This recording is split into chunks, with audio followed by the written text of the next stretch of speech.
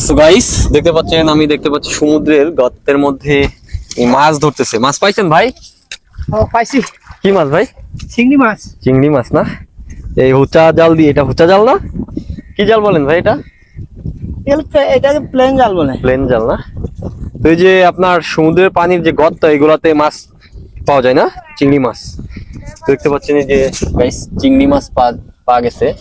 উনি এখানে এই সমুদ্রের যে গর্তা, এখানে পানি জমেছিল, এখানে প্লেন জাল দিয়ে খেয়ে মাছ ধরেছে।